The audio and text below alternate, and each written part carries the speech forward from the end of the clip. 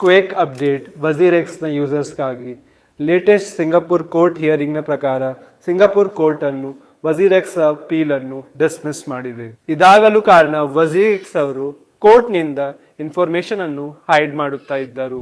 ಅವರು ಅವರ ಕಂಪನಿಯನ್ನು ಸಿಂಗಾಪುರಿಂದ ಪನಾಮಕ್ಕೆ ಶಿಫ್ಟ್ ಮಾಡುವ ಪ್ಲಾನ್ ಅಲ್ಲಿದ್ದಾರೆ ಹಾಗೂ ಅವರು ಈ ಕಂಪನಿಯನ್ನು ಆಲ್ರೆಡಿ ಮಾರ್ಚ್ ಅಲ್ಲಿ ಕ್ರಿಯೇಟ್ ಮಾಡಿದ್ದರು. ಆದರೆ ಕೋರ್ಟಿಗೆ ಯಾವುದೇ ಇನ್ಫಾರ್ಮೇಶನ್ ಕೊಡಲಿಲ್ಲ ಹಾಗೂ ಅವರು ಈಗ ಸಿಂಗಾಪುರಲ್ಲಿ ಸಹ ಅವರ ಪೇರೆಂಟ್ ಕಂಪನಿ ರನ್ ಮಾಡಲು ಸಾಧ್ಯವಿಲ್ಲ. ಯಾಕೆ ಅಂದರೆ ಅವರ ಹತ್ರ MAS ಲೈಸೆನ್ಸ್ ಇಲ್ಲ. ಜೂನ್ 30 ನಂತರ ಈ ಲೈಸೆನ್ಸ್ ಇಲ್ಲದೆ ಸಿಂಗಾಪುರಲ್ಲಿ ಕಂಪನಿ ಅವರು ರನ್ ಮಾಡಲು ಸಾಧ್ಯವಿಲ್ಲ.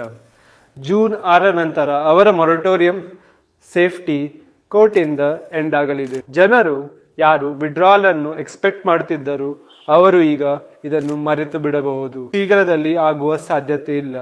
ಒಳ್ಳೆಯ ಕೇಸಲ್ಲಿ ನೆಕ್ಸ್ಟ್ 1 ಇಯರ್ಸ್ ಟೈಮ್ ಬೇಕಾಗಬಹುದು ಇದನ್ನು ಕಂಪ್ಲೀಟ್ ಮಾಡಲು. ಇದರ ಬಗ್ಗೆ ಯಾವುದೇ ಅಪ್ಡೇಟ್ ಬಂದಲ್ಲಿ ನಾನು ಶೇರ್ ಮಾಡುತ್ತೇನೆ.